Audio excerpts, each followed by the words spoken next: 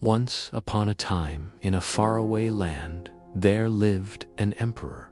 His name was Qin Shi Huang, the first emperor. He had risen in fire and iron. Armies marched, walls stretched across mountains, and under the command of one man, all under heaven was united. Yet, when the wars were won and the land lay silent, the emperor's heart remained restless. He desired a palace greater than any before. He commanded the building of Epang Palace, a hall so vast that 10,000 men could feast within its walls, where banners could rise 5 stories high. Day and night, countless laborers carved stone and raised beams. The palace began to take shape, majestic, endless, yet strangely hollow. One night, under the pale glow of the moon, Qin Shi Huang, the first emperor, wandered through the half-finished corridors. The wind whispered through empty halls. Suddenly, he heard a song, soft, sorrowful, like water flowing over stones. At the end of the passage, he saw her, a woman in plain robes, standing with a lantern in her hand. Her face shone with the quiet beauty of distant mountains, her eyes reflecting the moonlight. "Who are you?" the emperor demanded. "This place is forbidden." She bowed slightly. Her voice was calm. "I am called Afang. The palace bears my name. I am not a stranger, but the spirit born of these walls." The emperor frowned. Was she mortal or dream? Yet something in her presence stilled his restless mind. She would appear at the end of the moonlit corridor, her lantern held high. They would walk together in silence, and sometimes the emperor found her waiting by the palace gates, gazing at the distant hills. She spoke little, but when she did, her words cut deeper than any sword. Once, when they stood together in the center of the courtyard, she said, "This palace can host 10,000 feasts, but can it hold the hearts of your people? Can stone and jade endure longer than compassion?"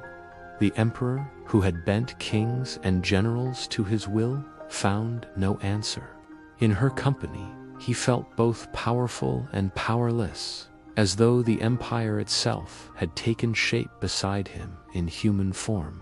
Afang whispered stories of the mountains, of how rivers carved through stone and grass grew between the rocks. She told him of ancient trees that reached up through the clouds, their roots drinking deep from mountain springs, their branches sheltering all living things. And in her presence, the restless fire in the emperor's heart gradually calmed. Some whispered that Afang was the daughter of a craftsman, hidden away and discovered by chance. Others believed she was truly the soul of the palace, a dream conjured by heaven. For Qin Shi Huang, it no longer mattered. She was his secret companion, the only presence that eased the weight of the crown. But one night, she was gone. The lantern no longer glowed in the corridor. The halls stood silent. Years later, when the Qin dynasty fell and Epang Palace was set aflame by Xiang Yu's troops, fire devoured the beams, the roofs, the golden halls. From afar, soldiers swore they saw a woman's silhouette dancing in the inferno, her robes turning to flame, her song rising with the smoke. They said it was Afang, the lady of the palace, perishing with the dream she embodied. Qin Shi Huang had long passed by then, yet legends whispered that even in death, the first emperor still walked the ruins of his empire, searching for her.